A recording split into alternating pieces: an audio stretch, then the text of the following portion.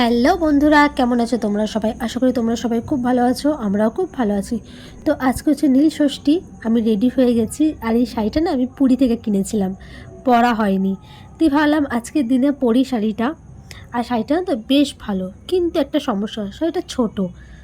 তো যাই হোক, কী করা যাবে, এটাই পরলাম। তো এবার চলো যাই ভোলে বাবার মাথায় জল ঢালতে।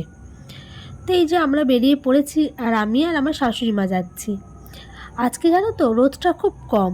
অন্যান্য বছর প্রচুর রোদ থাকে, কিন্তু আজকে বেশ সকাল থেকে মেঘলা মেঘলা ওয়েদারটা ছিল, খুব একটা কষ্টও হয়নি।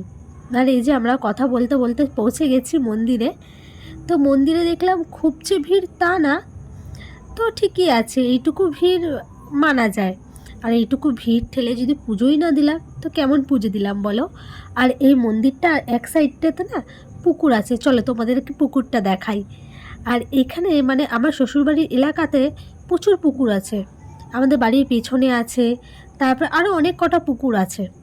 তো পুকুরের চারপাশটা খুবই সুন্দর, কিন্তু এই দিকগুলো না একটু নোংরা বেশি হয়ে রয়েছে অযত্নের কারণে। তো এই দেখো কি সুন্দর লাগছে না বলো। তো এবার চলো, আমার শাশুড়ি আমাকে ডাকছেন যে ফাঁকা হয়ে গেছে, এরপরে যে পুজোটা দিচ্ছে তো তারপর আমাদের। তো আমি চলে এসেছি, এই যে এখানে এনারা ঢুকবেন, তারপরের বার আমাদের। তো এই তো আমরাও চলে এসেছি, এবার ঠাকুরমশাই পুজো করছেন। তো উনি না পুজোটা অনেকক্ষণ ধরে করে। যারা উপোস রয়েছে তারা বলছে অত ভালো করে করতে হবে না, যেমন তেমন করে দিন, কিন্তু উনি বলছে আমার কাছে যখন এসেছো আমাকে তো ভালো মতো পুজো করতেই হবে। আর এখানে আমার শাশুড়ি মা মোমবাতি ধরাচ্ছেন, ওনার 3টে ছেলে মেয়ে, তাই 3টে মোমবাতি ধরিয়েছেন। আর আমি ধরিয়েছি 2টো, একটা আমার ছেলের আর একটা ননির। তো এই যে আমাদের পুজো দেওয়াও হয়ে গেছে, মোমবাতি দেওয়াও হয়ে গেছে, এবার বাড়ি যাব।